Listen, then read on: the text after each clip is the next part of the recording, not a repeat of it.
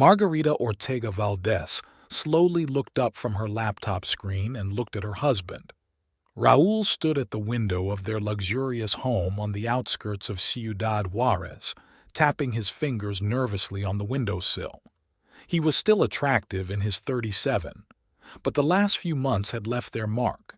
The wrinkles had gotten deeper, and the first silver threads had appeared in his black hair. "How old?"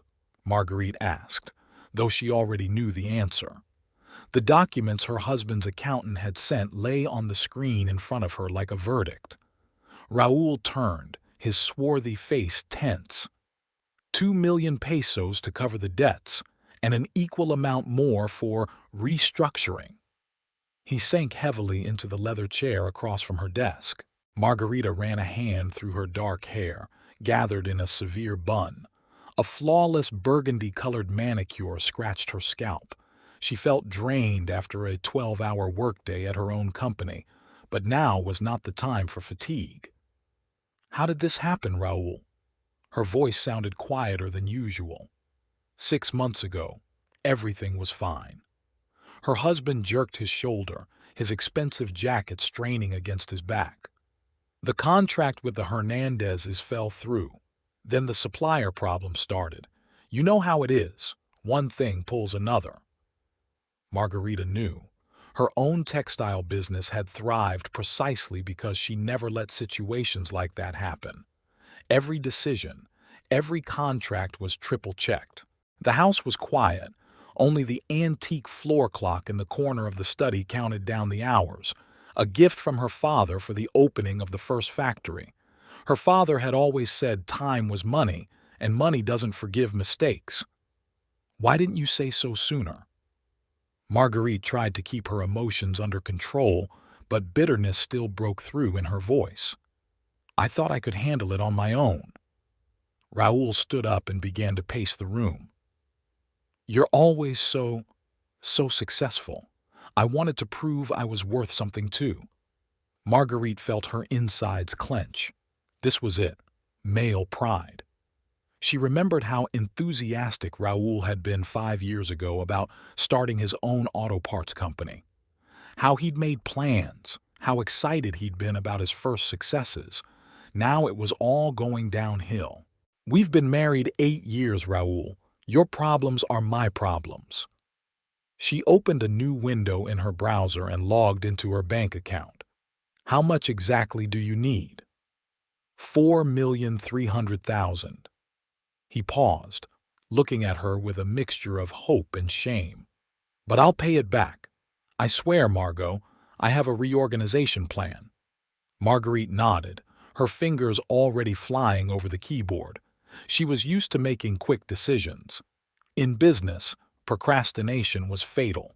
The sum was considerable, but not critical to her fortune. Her father had left her a sizable inheritance, and her own business brought in a steady income. "I'll transfer 5 million," she said without looking up. "An extra 700,000 for contingencies, but I want to see that reorganization plan and monthly reports." Raúl exhaled noisily. "Thank you. I don't know what I'd do without you." Marguerite finished the translation and leaned back in her chair. Outside the window, dusk was thickening, turning the silhouettes of the cacti in their garden into whimsical shadows. Somewhere in the distance, a dog barked. "I'll send my CFO out first thing tomorrow morning. He'll help sort out the paperwork." She rubbed her temples. "Now I want to take a bath and drink wine. It's been a long day." Raúl walked over and kissed her awkwardly on the cheek. He smelled of expensive cologne and tiredness. "I'll order dinner from the restaurant. Your favorite Chilean." Marguerite watched him leave the study. Something had changed between them over the past year. They had dined together less and less often, talked less and less. Work, perpetual meetings, business meetings, life had become an endless series of obligations. Going up to their bedroom, she threw off her business suit and turned on the water in the huge bathtub. While the water was running, Marguerite looked at her reflection in the mirror. She looked younger in her 35, Regular exercise and proper nutrition had done their job. But the first wrinkles had already appeared in the corners of her eyes, and between her eyebrows there was a crease from the constant tension. Plunging into the lavender-scented hot water, Margarita tried to relax, but her thoughts returned to her husband's business. Something wasn't adding up in this story. She knew enough about business to know that such problems did not arise out of thin air. She would have to scrutinize all the documents. Dinner passed in relative silence. Raoul tried to joke, told some stories from work, but Marguerite could sense the falseness in his cheerfulness. She noticed how he checked his phone every now and then, how he avoided a direct look. "Important meeting with the suppliers tomorrow," he said as they were getting ready for bed. "Now, with your help, we'll be able to bargain better terms." Marguerite nodded, tucking herself into bed. "Don't forget your meeting with my financier. He'll be at your place at 9. "Of course, dear." Raoul turned off the light and lay down next to her, but didn't move closer as he had done before. Marguerite lay awake for a long time, listening to the sounds of the house at night. Her head was spinning with figures, contracts, possible schemes for reorganizing her husband's business. She was used to keeping everything under control, but now she felt the situation slipping out of her hands, like she was missing something important. Next to her, Raoul pretended to be asleep, but she could hear his ragged breathing. As she fell asleep, Marguerite decided that tomorrow she would start looking into everything in detail. After all, it was 5 million pesos, and money demanded attention and respect, another lesson she had learned from her father. The morning began for Margarita, as usual, at 6 o'clock. She opened her eyes a minute before the alarm clock rang and turned her head. Half of Raoul's bed was empty, the pillow cold. Lately he'd been leaving earlier and earlier, citing important meetings. In the bathroom, Marguerite meticulously examined her face. The dark circles under her eyes gave away the sleepless night. She had to spend an extra 10 minutes on makeup. An impeccable appearance was part of her image, which she carefully maintained. By 7:30 she was already entering her factory building, a 4-story modern glass and concrete structure on the edge of the industrial district. The guard nodded respectfully as he opened the door for her. On the first floor, the female workers were already taking their places at the sewing machines. Her production was starting early. "Good morning, Senora Ortega." Ernesto Morales, her loyal assistant, was already waiting by the elevator with a folder of documents and a glass of coffee from her favorite coffee shop. "The meeting on the new collection is in 20 minutes. The designers have prepared the sketches." Margarita nodded, accepting the coffee. Ernesto had worked with her for 7 years now, and she appreciated his punctuality and attention to detail.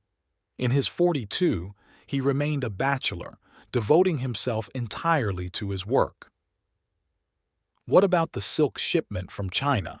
she asked, looking over the paperwork in the elevator. 2 days delayed due to weather conditions at the port. I've already contacted the supplier. They've offered a 10% discount as compensation." Her office occupied a corner room on the 4th floor. Huge windows overlooked the city and the mountains in the distance. Marguerite sank into a chair and turned on her computer. Dozens of emails were already waiting on her email account. At 9 o'clock, the meeting began. 6 designers were presenting sketches of a new collection of business clothes. Margarita scrutinized each drawing, asking questions about fabrics and sewing techniques. She knew the production from start to finish. At the beginning of her career, she had stood at the sewing machine herself. "This is too flashy for our target audience," she said, setting one of the designs aside. "We make clothes for successful businesswomen, not for parties. And this fabric, 50% polyester? No, only natural materials." After the meeting, she went down to the workshop. There was the smell of fabric and machine oil, and the sewing machines were chirping. Margarita checked the quality of stitching on several finished products, talked to the foreman. The workers respected her. She was a strict but fair manager, always paid wages and bonuses on time. At 11, the financial director sent to Raul's company called. "Senora Ortega, the situation is more complicated than we thought." His voice sounded concerned. "The documentation is in disarray. Many contracts are on unfavorable terms. I need more time for a full audit." Marguerite felt the muscles in her neck tense. "How much time do you need?" "At least a week." Senora Ortega, some of the numbers don't add up. A deeper check may be necessary." After the call, she stared out the window for a long time, tapping her pencil on the desk absent-mindedly. Something was bugging her. The conversation with her husband yesterday, his nervousness, the mess of papers. Ernesto interrupted her musings by bringing in last month's sales reports. The numbers were good. Their new line of office suits had been a success. At 2 o'clock, Margarita had a video conference with potential partners from Monterrey. They were discussing opening new stores for her brand. Negotiations were going hard. The partners were demanding too large a percentage of the profits. "Gentlemen," Margarita let the steel in her voice trail off, "my brand has a reputation in the marketplace. You don't just get clothes, you get quality and prestige. 20% is my final word." By late afternoon, she was feeling squeezed like a lemon. The last meeting with the fitting suppliers dragged on until 7. Ernesto had ordered dinner to the office. She hadn't even noticed she'd missed lunch. "You seem tense today," he remarked, setting the containers of food on the coffee table. "Is something wrong?" Marguerite shook her head, taking off her jacket. "Just a lot of work. Raul's business problems." Ernesto pressed his lips together but remained silent. She knew her assistant had never approved of Raul, finding him too frivolous for serious business. At 8 in the evening, Marguerite finally left the office. The cool evening air was refreshing after a long day in air-conditioned rooms. Her driver was already waiting at the entrance with the engine running. The house was quiet and empty. On the kitchen table lay a note from Raul, delayed in an important meeting. Marguerite crumpled the paper and threw it in the trash. He used to always call if he was running late. She poured herself a glass of red wine and stepped out onto the terrace. The evening air was filled with the scent of blooming cacti. Somewhere in the distance, the lights of the city flickered. Margarita pulled out her phone and opened the banking app. 5 million pesos had already left her account, the money she was saving to start a new production facility. At 11:30, the front door slammed. Raul had returned. He smelled of cigarettes and other people's perfume. He tried to kiss her cheek, but Marguerite pulled away. "How was your meeting with the financier?" she asked, watching his reaction carefully. Raul tugged the knot of his tie. "It was fine. He's very meticulous. Asks a lot of questions. He has to ask questions. That's his job." "Look, I'm tired. Can we discuss this tomorrow?" Raul headed for the stairs but stopped halfway down. "By the way, I might be late tomorrow. Important meeting with a client." Marguerite watched him walk up the stairs. His shoulders were tense, his gait uncertain. She finished her wine and pulled out her cell phone. "Ernesto, I apologize for the late call. I need your help. It's confidential." It had been a week since the night Margarita had asked Ernesto for help. She was sitting in her office, going through the photos he'd brought. The pictures showed Raul leaving a restaurant she didn't know, getting into a car, entering an apartment complex in an upscale neighborhood of the city. Some of the photos were fuzzy, but in one she could clearly make out the silhouette of a young woman next to her husband. The address is written on the back of the last photo. Ernesto stood at the window, arms crossed over his chest. "The apartment is registered to one Adelina Peralta Santos, 26 years old, has been working for your husband's company for the past 8 months. Margarita slowly placed the photos on the table. Her fingers, studded with expensive rings, trembled slightly. "What else did you find out?" She holds a position as a customer service specialist. Above average salary for that position. Got a promotion 3 months ago and a private office. There was a heavy silence in the office. Outside the window, it was raining lightly, a rare occurrence for their arid region. Droplets slowly dripped down the glass, distorting the view of the city. They meet 4 or 5 times a week, Ernesto continued after a pause. Usually late at night. Sometimes they have lunch together at a restaurant in the business center. Margarita stood up and walked over to the bar in the corner of the office. Her heels tapped deafeningly on the parquet. She poured herself a mineral water, though her hands demanded something stronger. But she never allowed herself alcohol during work hours. Does he know he's being followed? Ernesto shook his head. My men are professionals. But, Senora Ortega, there is something else. Margarita turned to him, holding the glass with both hands. The water inside fluctuated faintly. Yesterday they visited a car dealership together, the one on Avenida Revolution, interested in the new BMW model. It was all starting to come together now. Money to save the business, a mess of paperwork, strange late-night meetings. Marguerite set the glass on the table with such force that water splashed onto the polished surface. I need records of all his company's financial transactions for the last 6 months, and a complete dossier on this Adelina. Ernesto nodded and headed for the door, but stopped on the threshold. Senora Ortega, are you all right? Margarita bestowed him with a professional smile, the same one she used in difficult negotiations. Of course, it's just business, Ernesto, just business. When the assistant left, she returned to her desk and picked up the photographs again. In one of the pictures, Raúl was smiling, the same smile he'd saved for her earlier. Marguerite ran her finger over the glossy surface of the photo, then resolutely put all the pictures away in her desk drawer. For the next few hours, she methodically reviewed her financier's reports on the state of affairs at her husband's company. The numbers told their own story. And it wasn't just a story of mismanagement. Some sums were disappearing from the company's accounts without proper justification. Small but regular transactions that, on close scrutiny, added up to a substantial sum.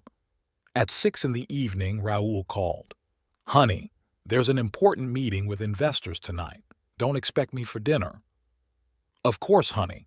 Her voice sounded calm and friendly. Have a good negotiation. Finished talking, Marguerite dialed her banker's number. I need information on all the transactions on my accounts in the last 24 hours. Also, install additional security. Any transfer over 100,000 pesos must be confirmed by me personally. At home, Margarita changed into her house clothes and ordered dinner from the restaurant. She didn't feel like eating, but she forced herself to swallow a few bites of fish. Her body needed strength. She felt that a serious battle lay ahead of her. At 10 o'clock, a call from Ernesto rang out. They just left the La Cava restaurant, heading towards her house. Thank you, Ernesto. That's enough for today. Margarita went up to the bedroom and pulled Raúl's favorite suit, a dark blue one from a famous Italian designer, out of the closet. She had bought it for her husband last Christmas. She ran her hand over the expensive fabric, feeling the perfect tailoring under her fingers. Something rustled in her jacket pocket, a check from a jewelry store folded in half. The purchase had been made 3 days ago. Margarita carefully put the suit back in the closet and sat on the edge of the bed. Her head was spinning with scraps of thoughts, memories, plans. She was used to solving problems quickly and efficiently. But now it took time. Time and cold calculation. At 1 o'clock in the morning, the front door opened quietly. Raúl tried to move silently. Marguerite lay in the darkness, listening to him sneaking around the house, turning on the water in the shower, trying to slip unnoticed under the covers. He smelled of expensive perfume, definitely not her scent. How was the meeting with the investors? She asked into the darkness. Raúl flinched. Thought you were asleep. It went well. Very promising partners. Glad to hear it. Marguerite turned on her other side, her back to her husband. We'll need to talk about company business tomorrow morning. My financier has prepared a report. Raoul muttered something in reply, but she was no longer listening. A plan was slowly forming in her head. She wasn't going to throw a tantrum or make a jealous scene. No, she was going to act the way she was used to in business, cold-blooded and calculating. The restaurant Casa Madre was located in an old colonial mansion. Margarita chose a table in the far corner of the courtyard where a small fountain gurgled and bougainvillea bloomed. This was where she had met Rosario every Wednesday for the past 5 years, a tradition they had rigorously observed. Rosario was late, as always. Margarita absent-mindedly stirred the ice in her water glass as she watched the waiters arrange the dishes at neighboring tables. She was wearing a simple black dress from her own brand, a model from a new collection she was testing before going into production. "Sorry, darling." Rosario appeared in the doorway, spectacular as ever in her bright red suit. There was no way that meeting with the contractors was going to end. The friends hugged each other. Rosario smelled of expensive perfume and energy. She was always the epitome of vitality. In her 34s, she ran the construction company she'd inherited from her father and was doing quite well. "You've lost weight," Rosario remarked as she made herself comfortable at the table. "And you look tired. Has something happened?" Margarita made a sign to the waiter, who immediately materialized next to the table. "A bottle of white wine, dry, and a shrimp salad to start." As the waiter departed, Rosario covered her friend's hand with her own. "I can tell something's wrong. Is it Raoul?" Margarita took a deep breath. They had been friends since university, and it was impossible to hide anything from Rosario. "Remember what I said about his financial problems? The 5 million you lent him? Of course I remember, and was against it, by the way." The waiter brought the wine and deftly uncorked the bottle. Marguerite took a sip, gathering her thoughts. It's not just about the money, or rather, not so much about money. For the next half hour she talked, about her husband's strange behavior, about the results of the surveillance, about the young employee and the suspicious spending. Rosario listened in silence, only her eyes growing darker with anger. "That bastard!" she finally exhaled. "And you still have doubts? We must file for divorce at once." "Hush." Marguerite looked around, but no one was paying attention to them. "I want to sort everything out first, figure out where the money went." Rosario shook her head. "You're always so rational. I'd have thrown all his stuff out on the street by now, and would have been left with nothing. No girlfriend. You can't act rashly in these matters." The salads came, and they ate in silence for a while. Marguerite forced herself to swallow every bite, though the food seemed tasteless. The last few days, she had lost her appetite altogether. "You know what makes me the angriest?" She set her fork aside. "Not the cheating itself, it's how stupid he's being about it. Thinks he can fool me who built a business from scratch, who deals with contracts, numbers, people every day. Men always think we're stupider than we are." Rosario poured more wine. "Remember when Professor Gomez said at university that women don't belong in business? Where is he now? And where are we?" Margarita smiled weakly. Memories of her college years lightened the atmosphere a little. "Yesterday I checked his phone while he was sleeping. The correspondence with her was deleted, but the bills from the restaurants remained. Also, he was looking for information about buying a car on credit. You think he's going to buy her a present with your money?" "Already tried. Ernesto keeps track of all his movements. They were at the car dealership looking at a new BMW. Rosario swore not at all ladylike. "And what are you going to do?" "First, check all his accounts and transactions. Then, I have a plan, but I need your help." They spent the next hour discussing the details. Rosario made notes on her phone, sometimes shaking her head, sometimes nodding approvingly. When dessert arrived, the chocolate mousse that Margarita had refused the plan was ready. "You know," Rosario set aside her spoon, "sometimes you scare me. So calm, so calculating. Poor Raoul has no idea what awaits him." "He chose this path himself." Marguerite blotted her lips with a napkin. "I'll just help him get to the end." By the time they left the restaurant, the sun was already slipping toward dusk. The heat had abated, but the air was still thick and heavy. Rosario hugged her friend goodbye. "Keep me in the loop, and if you need anything, call me anytime." Margarita got into her black Mercedes. The driver was already waiting at the wheel. "To the office," she ordered, pulling out her cell phone. 3 missed calls from Raoul and a message. "Honey, important meeting with suppliers today. I'll be late." She grinned and dialed Ernesto's number. Where is he now? "At the jewelry store on Avenida Libertad, with her." "Great.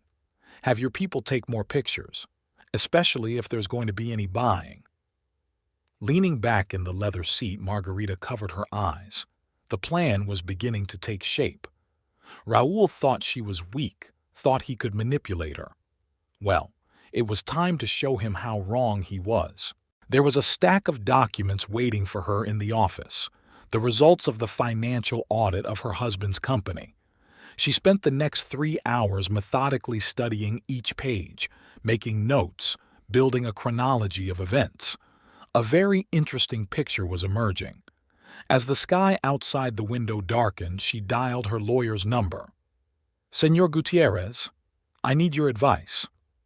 Raoul's company's office was located in an old industrial building that had recently been renovated into a business center. Margarita parked her car in the underground parking lot and went up to the 4th floor. It was early morning, 9:30, and most of the employees had not yet arrived for work. Consuelo Ramirez was already sitting at her desk in front of Raoul's office. Her graying hair was gathered into a neat bundle, and a cup of coffee was smoking on her desk. She had worked for Raoul since the company's inception and knew all its secrets. "Señora Ortega," Consuelo rose, clearly surprised by the appearance of the boss's wife. "Señor Esquivel hasn't arrived yet. He has a morning meeting with his suppliers." "I know." Margarita smiled her trademark business-like smile.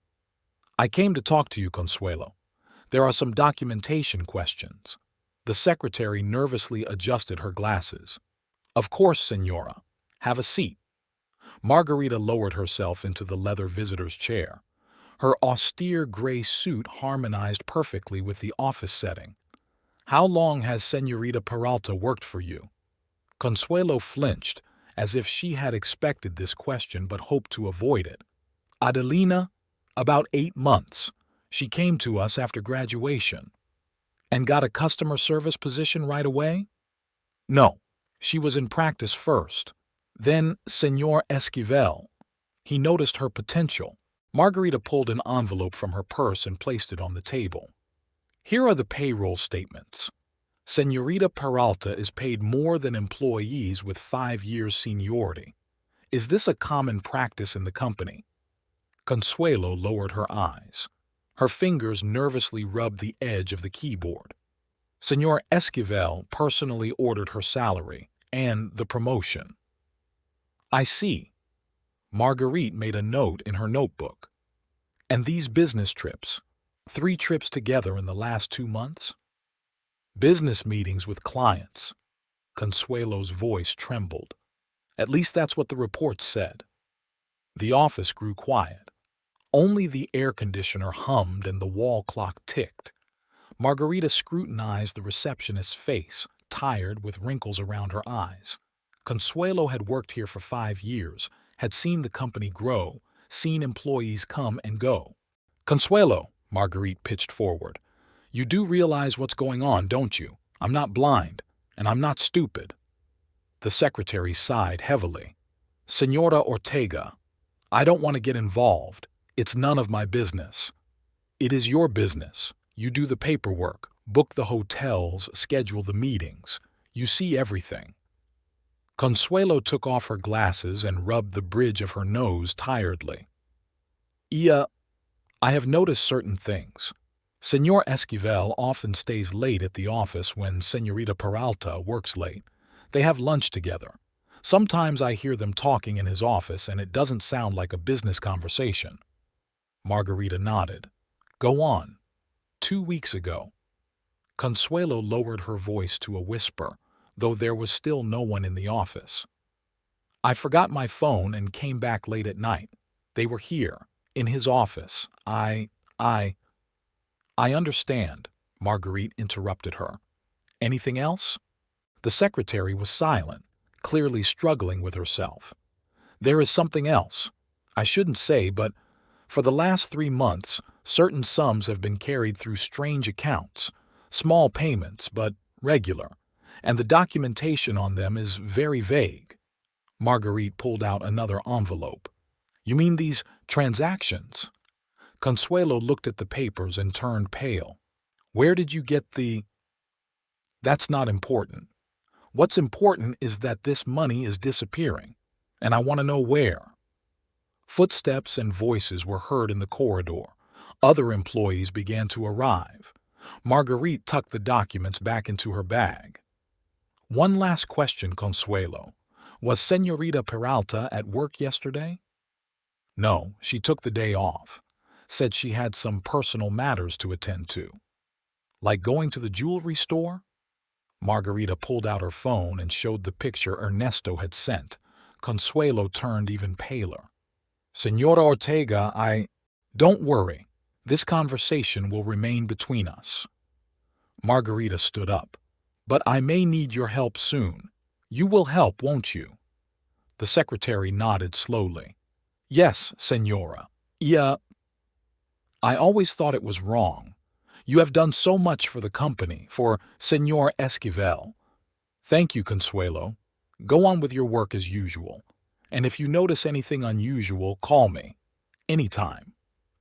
Margarita walked out of the office, nodding to a few employees who were already taking their seats. As she passed an office with a sign that read, "Adelina Peralta, Customer Service Specialist," she stopped. The door was ajar. A small but cozy office. On the desk was a framed photograph, fresh flowers in a vase. Margarita came closer. A young woman was smiling from the photo, long dark hair, bright makeup, self-assured smile.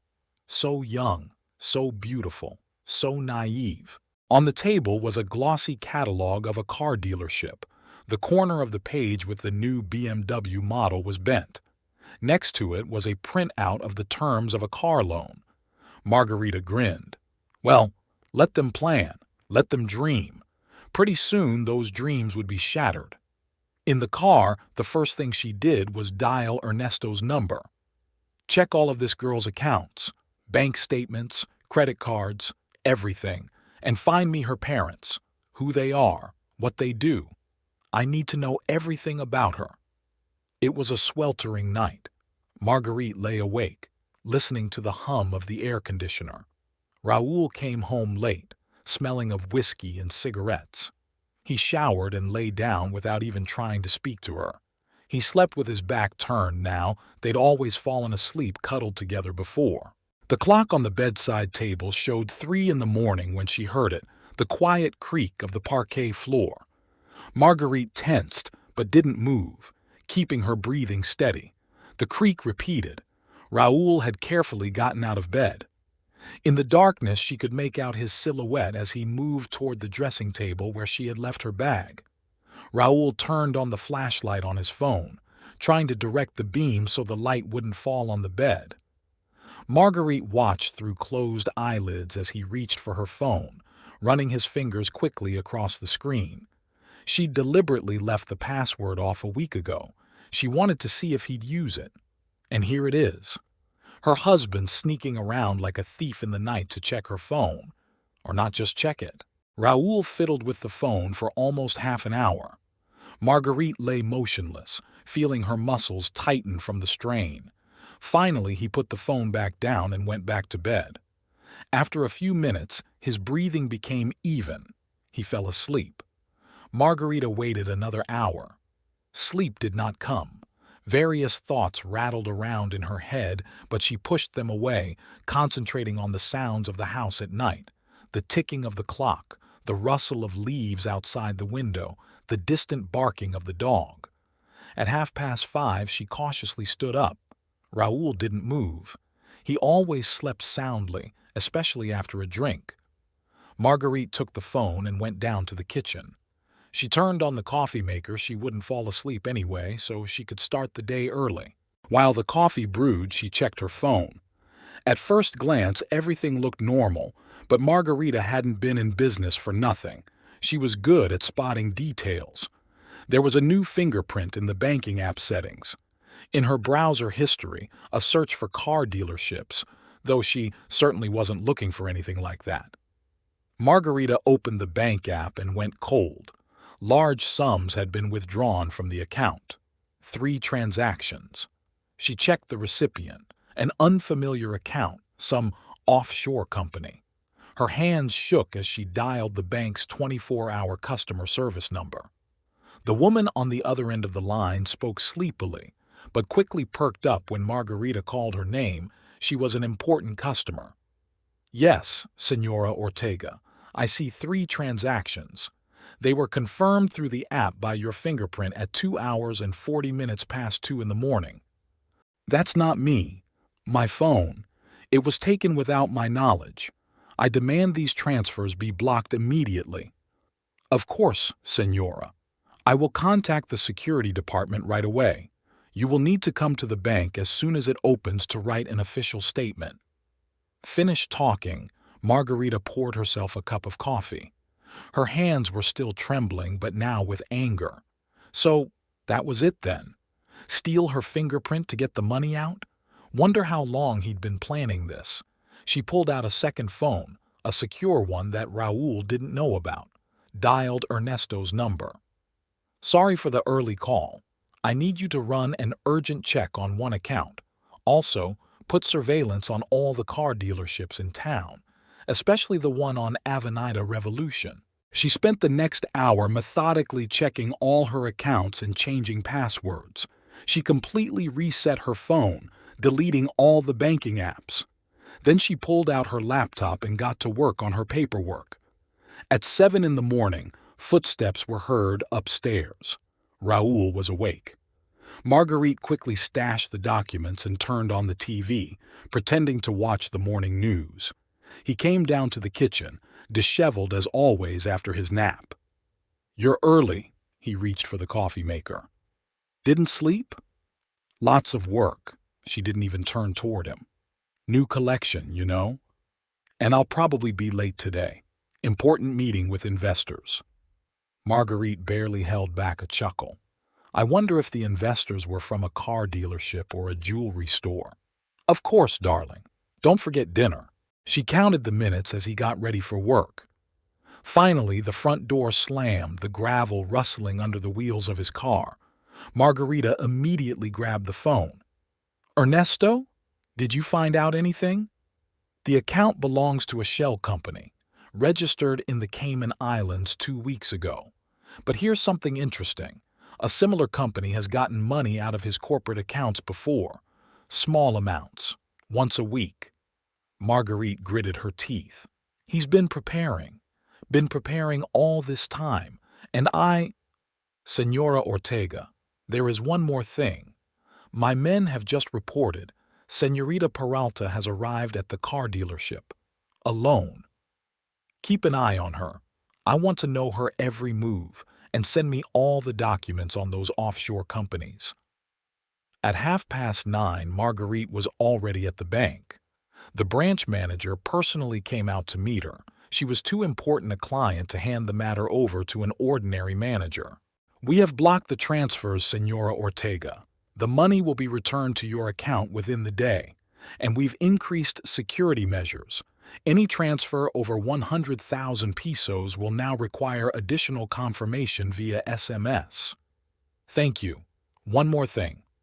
I want a complete statement of all transactions for the last 3 months. Every peso must be accounted for. As she left the bank, Ernesto called. Señorita Peralta has signed a preliminary contract to buy a BMW, Series 7, black, 4 million pesos. Margarita felt her lips stretch into a cold smile. So that's where my money was supposed to go. How interesting. Should I continue the stakeout? Yes. Also, send someone to the jewelry store. I want to know exactly what my husband bought there yesterday. A mountain of work awaited her at the office, but Marguerite couldn't concentrate. She mechanically signed documents, held meetings, answered the phone, but her thoughts kept returning to the night's incident, the betrayal of a man she trusted. At lunchtime, Rosario called. "How are you? You didn't look so good last night." "I'm fine." Margarita tried to keep her voice calm. "Just a little problem with the paperwork." "You're lying. I can hear you. Come over to my place tonight. I'll open a bottle of that Chilean you like." "Not tonight. I have things to do." There was indeed business.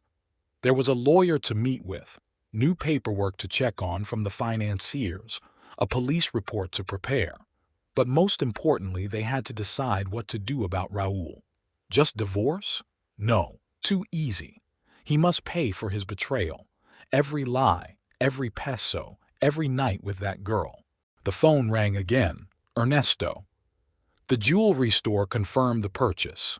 Diamond necklace, 2 million pesos. Payment was supposed to go through this morning. Margarita leaned back in her chair. It was all adding up.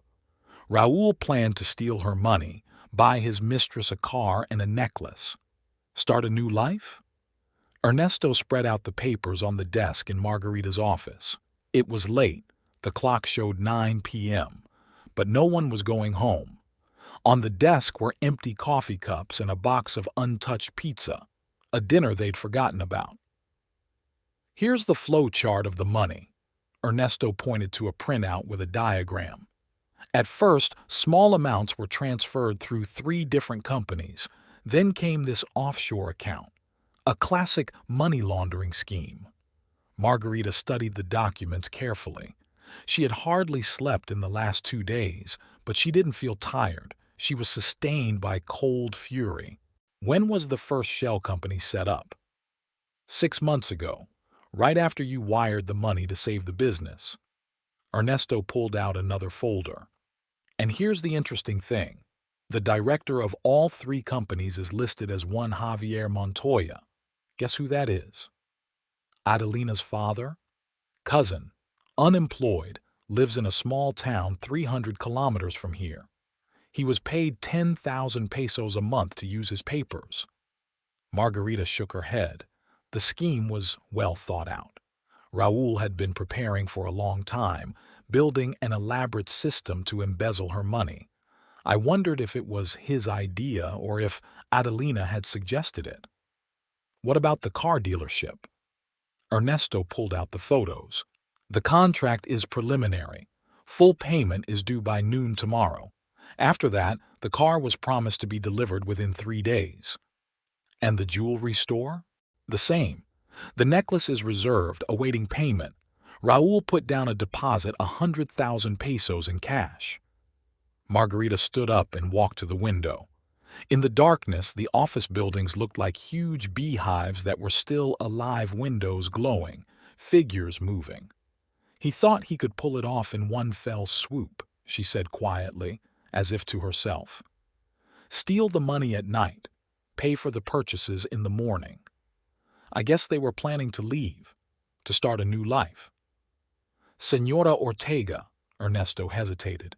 There's something else. We checked the phone records. They were discussing buying a house in Cancun. Margarita turned sharply. A house? In whose name? In Adelina's name. The first installment was due tomorrow, 2 million pesos. So that's how it is. Car, necklace, house by the sea. A beautiful life with her, Margarita's, money. She went back to the desk and picked up the phone. Get me the head of security at the bank. Yes, I know it's late. It's urgent.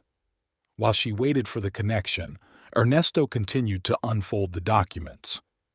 I've gathered all the evidence of the corporate account fraud. In the last 6 months, they've withdrawn almost 1 million pesos through sham contracts. Margarita raised her hand, calling for silence. A banker appeared on the line. Good evening, Senor Alvarez. I apologize for the late call. Yes, it's about this morning's transactions. No, I don't just want to block the transfers. I need you to authorize them to go through. Yes, that's exactly right. But with one caveat, the money must be deposited into the recipient's accounts at noon sharp. Why? I have my reasons. Finished speaking, she turned to Ernesto. Get in touch with your men. Have them watch the car dealership and the jewelry store. I want to know when they show up there. Already ordered it. 2 surveillance teams plus a man at each store. Ernesto was silent for a moment. Are you sure you don't want to just go to the police? No. Let them taste victory first. Let them think they got it right. Her phone vibrated. A message from Raul. Getting delayed at work, darling. Important negotiations. Margarita grinned and dialed her lawyer's number. Senor Gutierrez? I expect to see you at my office tomorrow at 11:30. And yes, bring with you all the documents we talked about. Of course, the police report too. He and Ernesto spent the next hour checking every detail of the plan. Everything had to work perfectly. One wrong move and the whole scheme would fall apart. What if they try to escape? Ernesto asked, gathering the documents. They won't.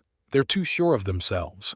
They think I don't know anything, that I'm a stupid rich wife who's easy to fool. Marguerite smiled, but the smile didn't touch her eyes. Let them think it. That's their biggest mistake. When Ernesto left, she sat in her study for a long time, poring over the photographs. Here's Raul and Adelina leaving the restaurant. Here they are at the car dealership. She snuggles up to him, whispering something in his ear. Here they are at the jewelry store. He holds her hand. She laughs. The phone rings again. Ernesto. They just left the restaurant. They're on their way to her house. Good. Keep the surveillance going. Ernesto. Yes, Senora. Make sure we have a videotape tomorrow. I want to see their faces when everything collapses. She got home past midnight. The house greeted her with darkness and silence. Raul was gone, of course, probably staying with his mistress, celebrating the upcoming victory. Marguerite went up to the bedroom, took out his favorite suit from the closet, the one he was going to show off tomorrow at the car dealership. The morning began with a phone call. Margarita opened her eyes a second before the phone rang. She had hardly slept that night. Senora Ortega, they're on the move. Ernesto's voice sounded cheerful despite the early hour. Left her apartment 15 minutes ago, heading toward the business center. Margarita sat up in bed, noting that the other half of the bed remained untouched. Raul hadn't come home. Where exactly are they going? Judging by the route, to your husband's office. Probably want to make it look like a normal work day. Keep an eye on them. I want to know their every move. She got up and went to the window. It was a clear morning. The sun was already beginning to set. It promised to be a hot day. Outside, the gardener was trimming the hedges, his measured movements strangely soothing. In the bathroom, Marguerite scrutinized her reflection. Despite the sleepless night, she looked focused and determined. Today was an important day, perhaps the most important day of her life. She had chosen a strict black suit, her armor for important negotiations. At 9 o'clock, the banker called. Senora Ortega, everything is ready. Transactions are programmed for noon, as you requested. Security is standing by. Thank you, Senor Alvarez, and remember, no action until my signal. At 10 a.m., Ernesto sent another message. They're out of the office, heading to the car dealership. Margarita smiled. Everything was going according to plan. She pulled out her cell phone and dialed Rosario's number. Are you ready? Of course. Her friend sounded excited in her voice. My men are already in place. The The paperwork is prepared. It's going to be an unforgettable show. At 11 o'clock, the lawyer arrived at Margarita's office, a gray-haired representative man with a leather briefcase full of documents. "I've prepared all the papers, Senora Ortega. A statement to the police, proof of financial fraud, witness statements. As soon as you give the signal." "Excellent." Margarita looked over the documents, signing each page. "What about the warrant?" "The judge will sign it within the hour. We have very strong evidence." At 12:30 came a new message from Ernesto. "They're at the car dealership. Adelina is trying on a black BMW. Raul looks nervous, constantly checking his phone." Margarita imagined the scene, the young mistress enthusiastically inspecting the expensive car, her husband pretending to be confident and successful, though inside everything shrank with fear. "I wonder what he's thinking about. About the money he stole from his wife? About the new life he plans to start? Or about how easy it all turned out?" At exactly noon, Margarita's phone vibrated. A debit notice. 3 transactions, 500,000 pesos each. The money had gone into shell company accounts. "They got confirmation!" Ernesto's voice sounded excited. "Raul is smiling, hugging Adelina. The manager is starting the paperwork for the car." Margarita slowly counted to 30, then dialed the bank's number. "Initiate security protocol immediately." Over the next 3 minutes, several things happened. First, all shell company accounts were frozen. Then the bank's task force began the refund process. Finally, the system automatically sent notifications to the IRS and the financial police. "Senora Ortega," Ernesto was almost shouting into the receiver, "you've got to see this. Raul got some kind of message on his phone, and his face, he's pale as chalk. He and Adelina are arguing about something." Marguerite stood up. "Tell your men it's time, and turn on the live feed from the cameras. I want to see everything." Ernesto quickly set up the laptop. Images from the car dealership's surveillance cameras appeared on the screen. Margarita saw Raul frantically explaining something to the manager, Adelina nervously rubbing the strap of her purse. And as 2 men in strict suits approached them, representatives of the bank's security service. "It's time," Margarita nodded to the lawyer. "Call the judge. Have him issue a warrant." Rosario whistled, looking at the screen.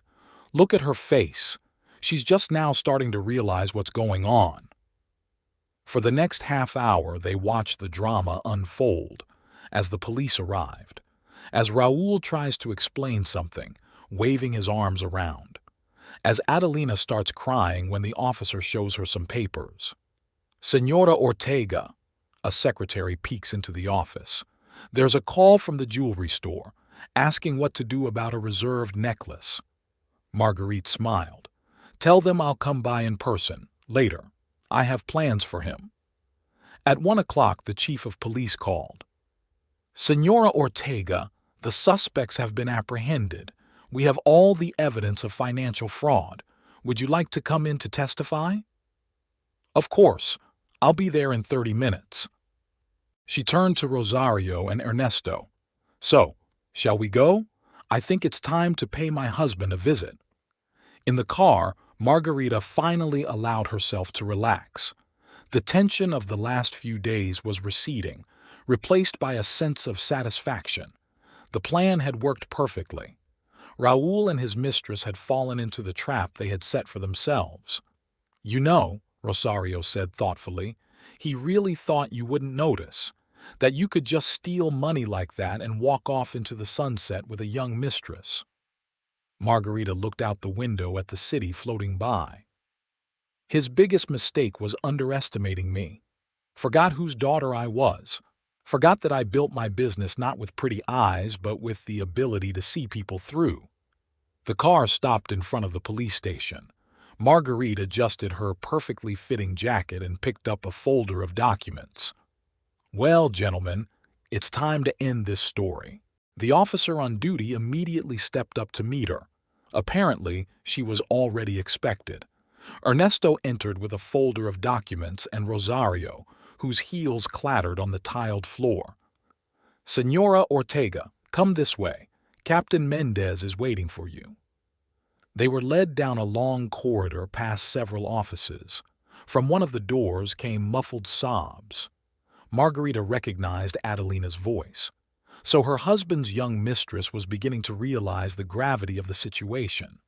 Captain Mendez was a heavy man with a shrewd gaze and a neatly trimmed mustache. He stood up from the table, greeting the visitors. "Senora Ortega, we have reviewed all the documents you have provided. The evidence is indisputable. Would you like to speak to the detainees in person?" Margarita nodded, straightening the non-existent creases in her perfectly pressed suit. "With my husband first. Alone, if possible." "Of course, but the conversation will be recorded. It's standard procedure." She was led into the interrogation room, a small room with gray walls and a large mirror behind which she knew there were observers. A metal table and 2 chairs stood in the center. A few minutes later, Raúl was brought in. He looked wrinkled, his tie was off to the side, and his face was stubbled. When he saw his wife, he froze on the threshold. "Margot," his voice sounded hoarse. "I can explain everything." "Sit down, dear." Marguerite indicated the chair opposite. Her voice was calm, almost affectionate. "We're going to have a long talk." Raúl sank into the chair, his hands nervously rubbing the edge of the table. "It's not what you think. I was going to return the money, every last peso." "Really?" Margarita pulled some photos out of a folder and spread them out on the table. "What about this one? Were you going to return the money before or after you bought the BMW for your mistress?" He turned pale as he looked at the photos. Him and Adeline at the car dealership, the two of them leaving a jewelry store, the deeds to a house in Cancun. "Have you been following me?" "Of course, darling. I'm a businesswoman. I'm used to controlling my investments." She pulled out another stack of documents. "Especially when it comes to 5 million pesos. Raúl ran his hand over his face. "Look, I know I made a mistake, but we can make it right. I'll sell the company." "Your company?" Marguerite laughed, and that laugh made Raúl wince. "Honey, you don't have a company anymore. As we speak, the IRS is conducting a full audit. All accounts are frozen. All assets are under seizure." "You can't do that." "I can. I already have." She leaned forward. "You know what the funny thing is? If you just had an affair, I might have forgiven. People do stupid things out of passion. But you decided to steal my money." Raúl clenched his fists. "I didn't steal it. I borrowed at 3 o'clock in the morning, through a fake fingerprint." Marguerite shook her head. "Don't aggravate your position by lying, dear. I have all the evidence. Shell companies, fictitious contracts, offshore accounts. A very impressive scheme, by the way. Who came up with it? You or your clever mistress?" He was silent, looking down at the desk. Marguerite saw the vein on his temple pulsing, his fingers twitching. "And yet, I did love you," she said quietly, but each word struck like a whip. "Believed you when you came in with a story about business problems. Gave you the money without asking too many questions. All the while you were planning a runaway with a girl who could be your daughter." "I love her," Raúl blurted out suddenly. "You don't understand. She makes me feel alive. She doesn't try to control my every move, doesn't look down on my business." "Is that why you decided to steal my money? To feel like a man?" Marguerite shook her head. "What a triviality, my dear. I expected more originality from you." A heavy silence hung in the room.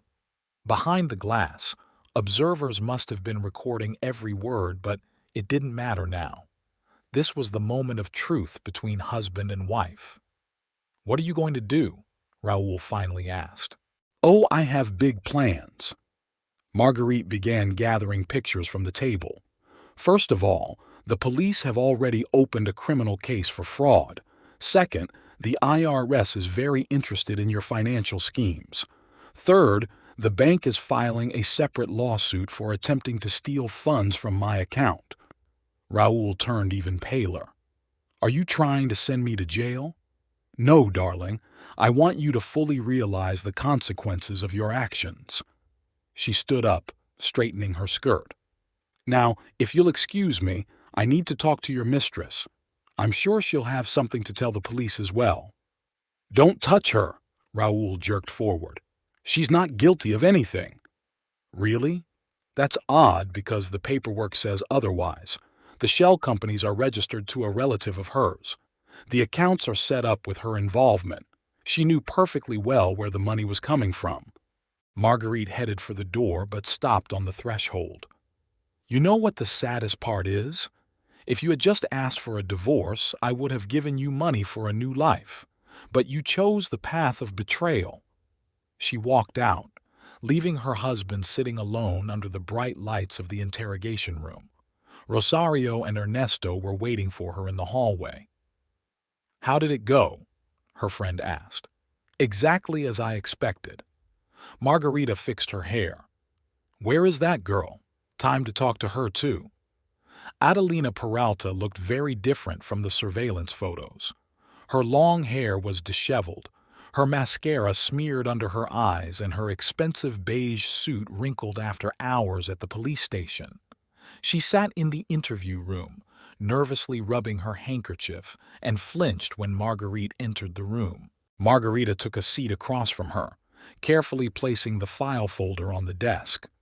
The young woman avoided her gaze, looking at her manicured nails, a fresh manicure, Margarita noticed, probably done especially for the ceremonial moment of buying a new car. Señorita Peralta, Margarita spoke calmly, almost kindly, I believe we have much to talk about. Adelina raised her eyes, crying but still defiant. I don't have to talk to you. My lawyer— Your lawyer will be here in an hour, but things will probably be much worse for you by then. Marguerite opened a folder. For example, these documents about setting up shell companies. Your signature is very clear. The young woman turned pale. Raoul said this is standard business procedure. Of course he said that. And did you believe it? Or did you just think you could turn a blind eye to a little fraud for the sake of a new car and a necklace?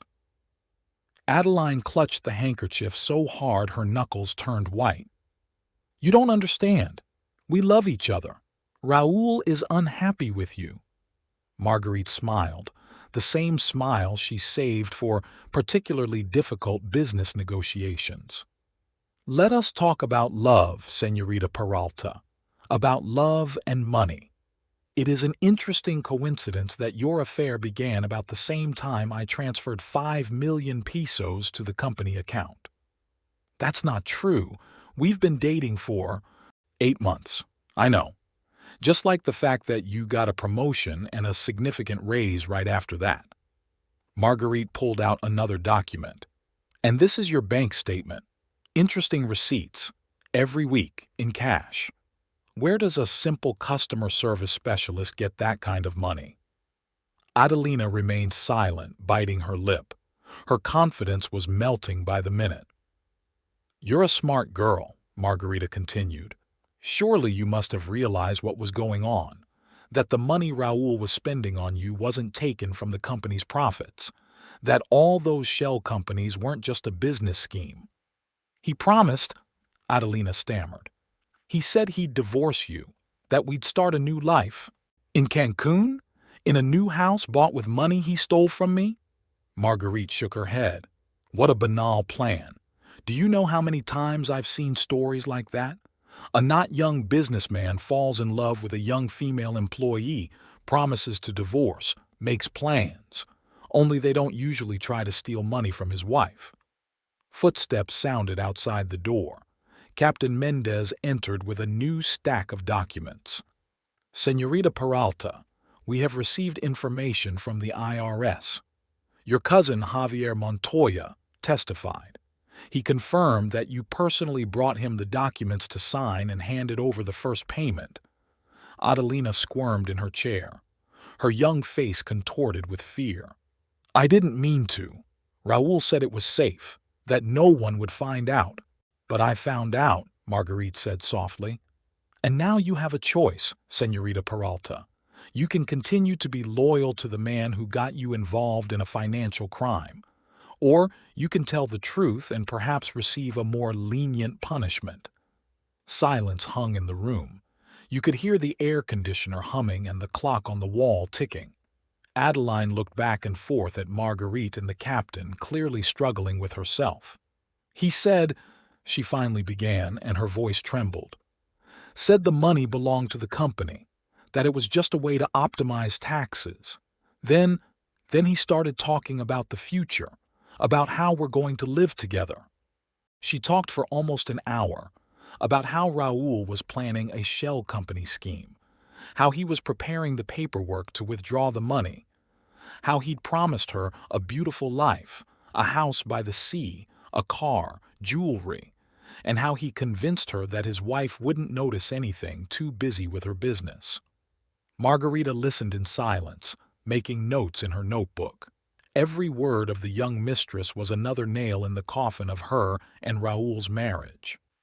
"One last question, Señorita Peralta," she said when Adelina had finished her story.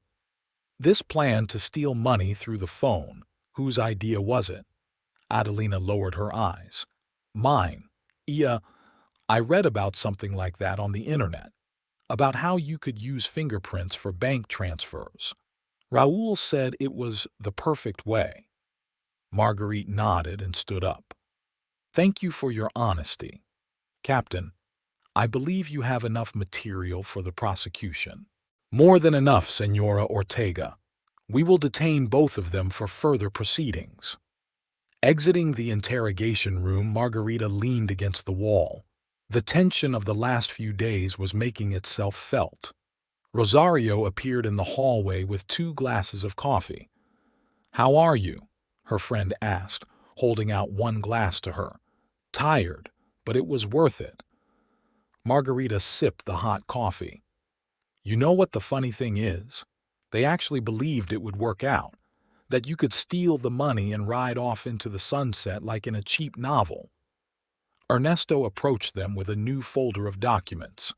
"Señora Ortega, the IRS has finished their preliminary audit of your husband's company. They found a few more irregularities. One more thing. The bank has confirmed that all the stolen funds have been returned to your account." Margarita nodded. "Good. Now we need to prepare a press release. This story will surely attract the attention of journalists. It's better to control the information flow."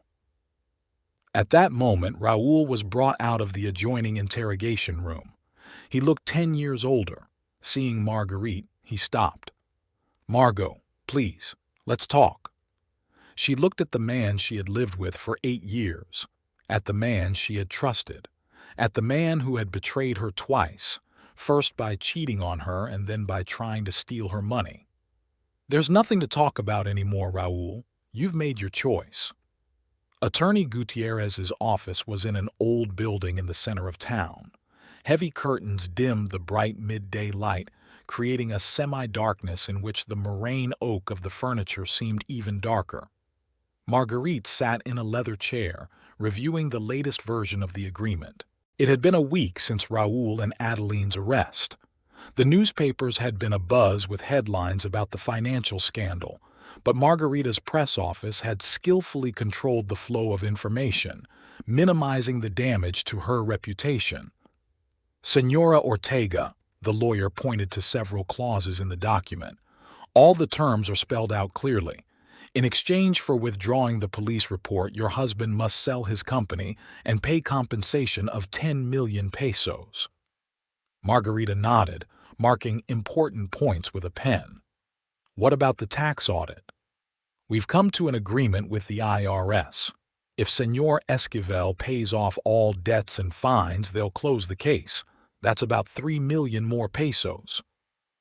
The room was quiet, only the ticking of the antique clock measuring time.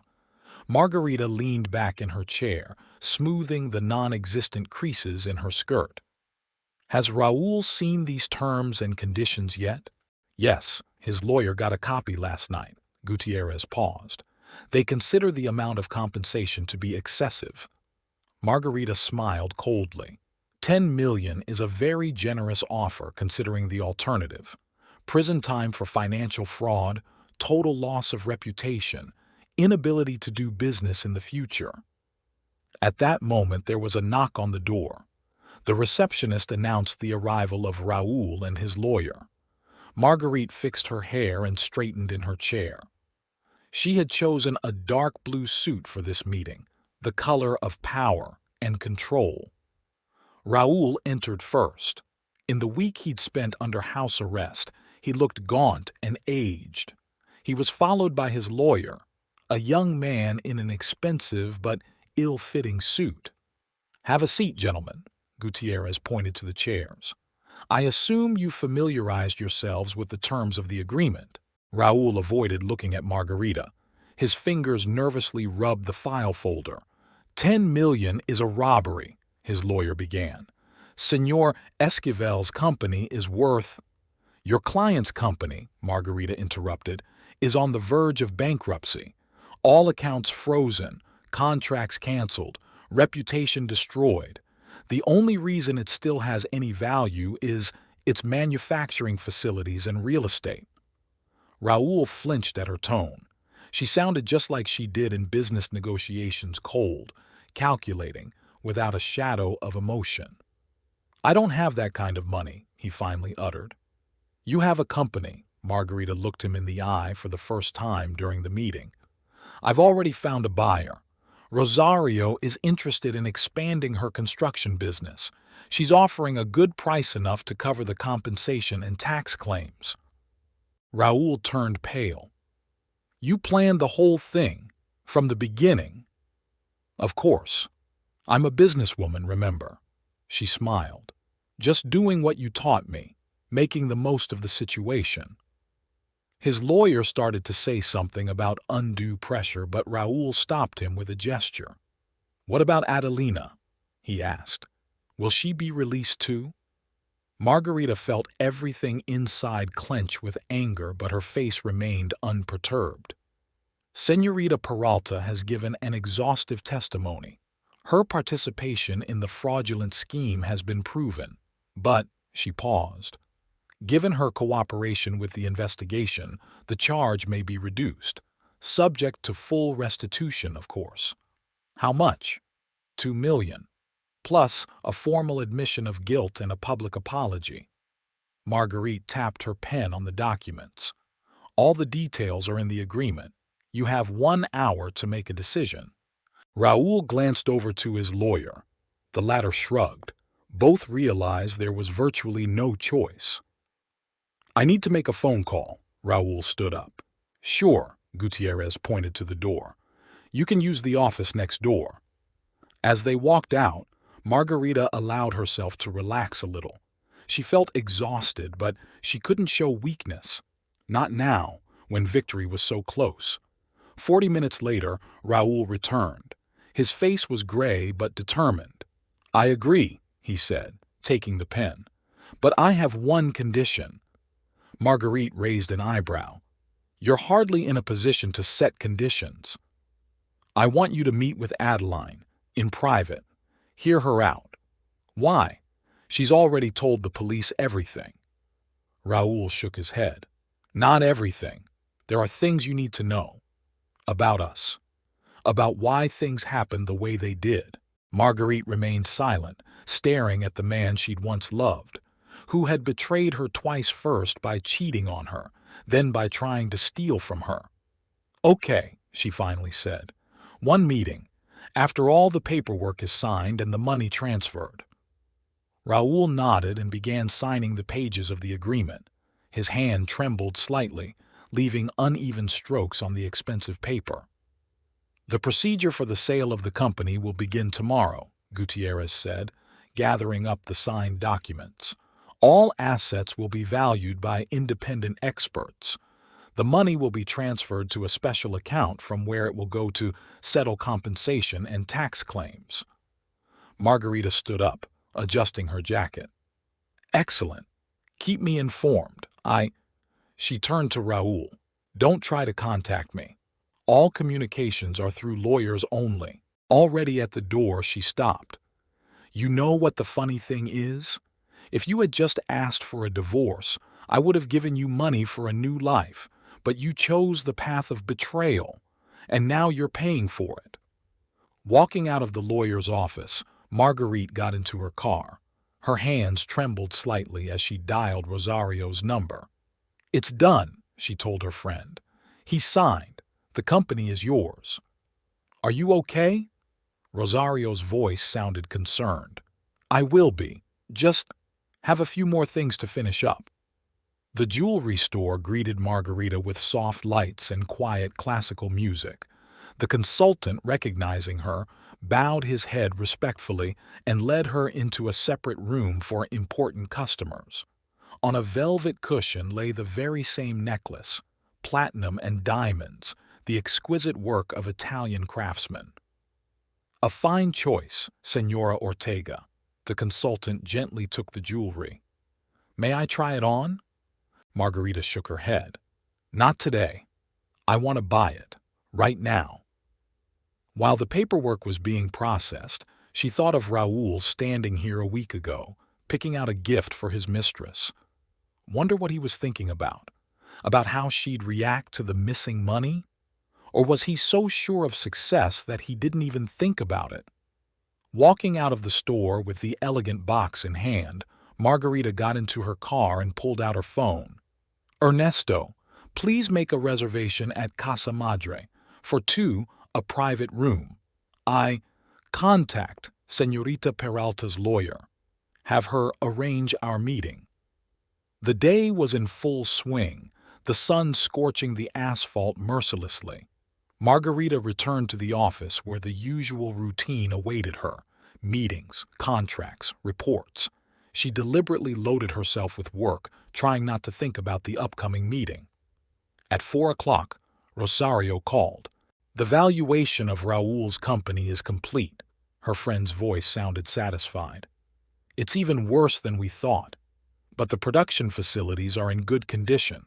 They'll be usable. How much? 12 million. Enough to compensate you and pay the tax claims. But he'll be left with almost nothing. Marguerite smiled. He'll be able to start a new life, with a clean slate. Isn't that what he wanted? At 7 in the evening, her driver parked outside the Casa Madre restaurant. Margarita had chosen this place deliberately. It was where she usually met Rosario, where she discussed her suspicions and plans for revenge. Now the last meeting of the story was to take place here. Adelina was already waiting in a separate office. She looked pale and gaunt, and her expensive clothes sat inappropriately, as if they were off someone else's shoulder. She jumped up at the sight of Marguerite, but the latter gestured for her to sit down. Good evening, Señorita Peralta. Margarita lowered herself into the chair opposite. Raoul insisted on this meeting, said there was something you wanted to tell me. Adelina clasped her hands together nervously. I owe you an explanation. It didn't start out the way you think it did. Really? Marguerite made a sign to the waiter. A bottle of red wine and some sparkling water. When the waiter left, Adelina spoke, hurriedly, as if afraid of being interrupted. I joined the company as an intern. I was an ordinary student dreaming of a career. Raoul. He noticed me. He gave me challenging assignments, praised me for my work. Then he invited me to dinner to discuss the project, he said. Marguerite listened silently, noting the details. How the girl's voice trembled, how she avoided a direct look, how she rubbed her napkin. He talked about the problems in his marriage, about how you don't understand him, that all your conversations are all about business, said I was the only one who made him feel alive. A classic of the genre. Marguerite sipped her wine. And you believed it, of course. I was stupid. Adelina lowered her eyes. Thought it was true love. When he talked about a future together, I believed every word. And then there was money, Margarita finished. Big money. And the plans got a lot more ambitious, right? Adelina nodded, her eyes filling with tears.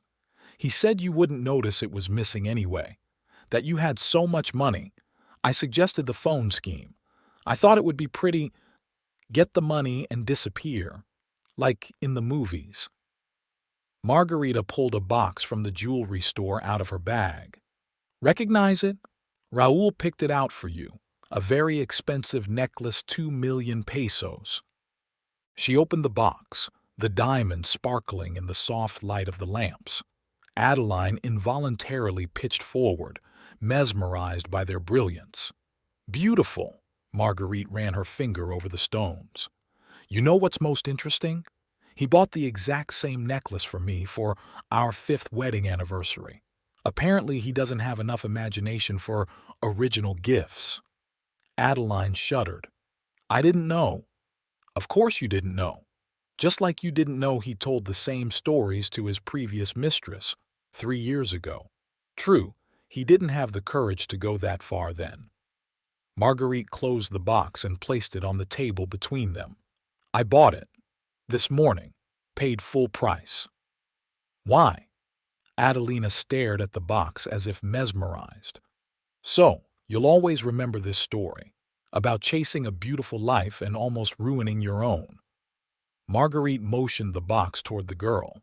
It's yours, Adelina recoiled.